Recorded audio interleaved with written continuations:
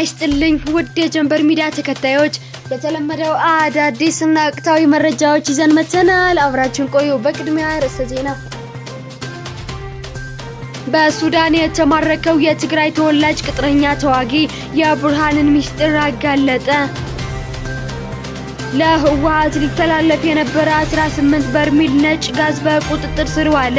የአማራ ክልላዊ መንግስት የአልነጃሺ ቅዱስና ታሪካዊ መስጂድ በጊዜያዊነት በዩኔስኮ መመዝገቡ የትግራይ ባህልና ቱሪዝም ቢሮ አስታወቀ። የሆርሙዝ የባህር ወሽመጥ ስም ወደ ትራምፕ ሊቀየር ነው። ለቀጣይ አዳዲስ መረጃዎች ለማግኘት ላይክ፣ ሰብስክራይብ እና ሼር ማድረግ አይርሱ። አርዕስተ ዜናውን በማስቀደም ጀምረናል። አሁን ደግሞ ወደ ዝርዝሩ።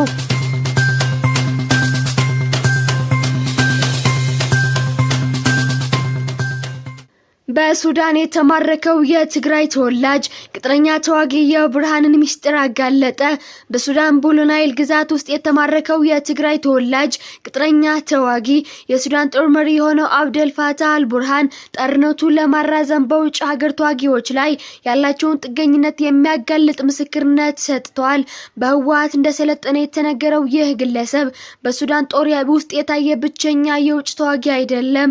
የሱዳን ጦር ጦርነቱ ለማስቀጠል የኢራን ኦፕሬቲቭ እና ከሙስሊም ወንድማማቾች ጋር ግንኙነት ያላቸው ታጣቂዎች ጨምሮ የተለያዩ ውጭ ኃይላትን ይጠቀማል የሚል ክስ በተደጋጋሚ ሲቀርብበት ቆይቷል።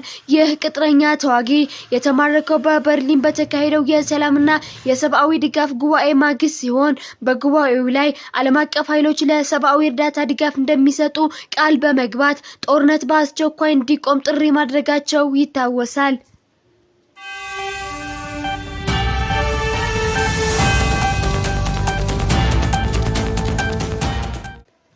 ለህወሓት ሊተላለፍ የነበረ 18 በርሜል ነጭ ጋዝ በቁጥጥር ስር ዋለ።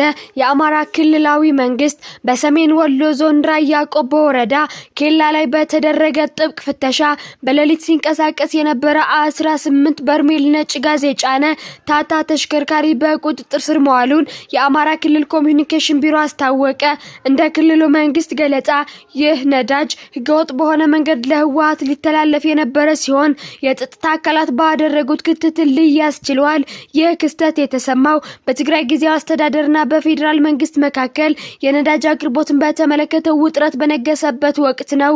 የጊዜያዊ አስተዳደሩ ፕሬዝዳንት ሌተናንት ጀነራል ታደሰ ወረደ ከቀናት በፊት እንደገለጹት የፌዴራል መንግስት ወደ ትግራይ ነዳጅ እንዳይገባ ገደብ የጣለው ህወሓት ለዳግም ጦርነት ዝግጅት ያደረገ ነው በሚል ምክንያት መሆኑን ጠቅሰዋል። ወቅታዊው የነዳጅ ቁጥጥርም የዚሁ የጸጥታ ስጋት ነጸብራቅ እንደሆነ ይነገራል።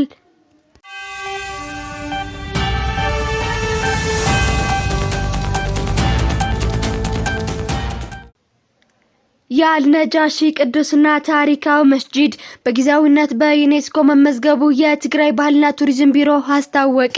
ቢሮው ምዝገባው ዘላቂ እንዲሆን ከኢትዮጵያ የቅርስ ጥበቃ ባለስልጣን እገዛና ሙሉ ድጋፍ ጠይቋል። አልነጃሺ መስጂድ በኢትዮጵያ አቆጣጠር በ615 የፍቅር፣ የሰብአዊነት፣ የፍትህ፣ የነጻነትና የመቻቻል የሆነ የመጀመሪያ ሂጅራ የተካሄደበት ቅዱስ ስፍራ ነው። አሁን በዩኔስኮ የዓለም ቅርሶች በጊዜያዊነት ዩኔስኮ ተንታቲቭ ሊስት የተመዘገበው ቅዱስና ታሪካዊ መስጂድ ምዝገባው ዘላቂ እንዲሆን በቀጣይ በርካታ ስራዎች ይቀራሉ ሲል ቢሮ ገልጿል። ለዚህም የኢትዮጵያ የቅርሶች ጥበቃ ባለስልጣን ሙሉ ድጋፍና ክትትል እንደሚሻ አመላክቷል። በትግራይ ክልል ምስራቃዊ ዞን ክልታው ላዕሎ ወረዳ ነጋሽ ከተማ የሚገኘው ታላቁ መስጂድ አልነጋሽ በትግራይ ጦርነት ከባድ ጥቃት ደርሶ ተጠግኖ ለሃይማኖታዊ አገልግሎትና ቱሪስቶች ጉብኝት መልሶ ክፍት መደረጉ ይታወሳል። ቢሮው በተጨማሪ በየዓመቱ የሚከናወነው የአሸንዳ ባህላዊ የልጃገረዶች ጨዋታ፣ በተራራነት የተገነባው ጥንታዊው የደብረ ዳሞ ገዳም፣ ጥንታዊ ስራ፣ የአቡነ ገሪማ ገዳም፣ የትግራይ ቅርስ መልክዓ ምድር፣ ትግራይ ስኬርድ ላንድስኬፕ እና የአድዋ የድል በዓል በዩኔስኮ ለማስመዝገብ ከኢትዮጵያ የቅርስ ጥበቃ ባለስልጣን በቅንጅት እየሰራ እንደሚገኝ አሳውቋል።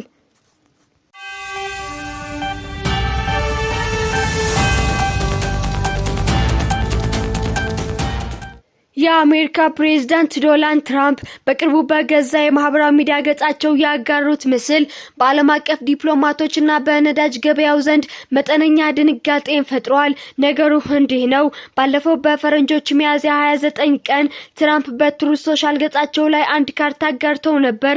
በዚህ ካርታ ላይ ለዓለም ንግድ እጅግ ወሳኝ የሆነውና በኢራን አቅራቢያ የሚገኘው የሆርሙዝ የባህር ወሽመጥ ስትሬት ኦፍ ሆርሙዝ ስሙ ተሰርዞ የትራምፕ ወሽመጥ ተብሎ ተጽፎ ይታያል። ምንም እንኳን ይህ ድርጊት በይፋዊ መንግስታዊ ሰነድ የታገዘ ባይሆንም ትራምፕ ይህን መሰል ምስል ማጋራታቸው ብዙዎችን ለምን ብለው እንዲጠይቁ አድርጓል። ይህ የባህር መስመር ለዓለም ኢኮኖሚ እንደ ደም ስር የሚቆጠር ነው። በየቀኑ በሚሊዮን የሚቆጠሩ በርሜል ነዳጅ የሚጓጓዝበት በመሆኑ ጥቃቅን የሚባሉ የፖለቲካ እንቅስቃሴዎች እንኳ በነዳጅ ዋጋ ላይ ተጽዕኖ የመፍጠር አቅም አላቸው። ትራምፕ ይህን ስያሜ የያዘ ካርታ ማጋራታቸው በተለይ በአሁኑ ወቅት በአሜሪካና በኢራን መካከል ያለው ፍጥጫ በበረታበት ሰዓት እንደ ትልቅ ትንኮሳ ተቆጥሮባቸዋል። ብዙዎች ጉዳይን እንደ ትራምፕ የተለመደ የማስታወቂያ ስራ ቢመለከቱትም የጂኦፖለቲካ ተንታኞች ግን ነገሩን በጥርጣሬ እያዩት ነው። እንዲህ ያለ ስልታዊ ጠቀሜታ ያለውን ቦታ በራስም ለመስራት መሞከር በቀጠናው ላለው የባህር ላይ ደህንነትና ለዓለም አቀፍ ንግድ ፍሰት አዲስ ስጋት ሊደቅን ይችላል የሚል ስጋት አሳድሯል። አሁን ላይ ዓለም ያየችው ያለችው ካርታው በይፋ አይቀየር ሳይሆን ይህ ድርጊት በቀጣይ በሚንቀሳቀሰው ዲፕሎማሲያዊ ሰጥ አገባ ላይ ሆኗል ነው የተባለው።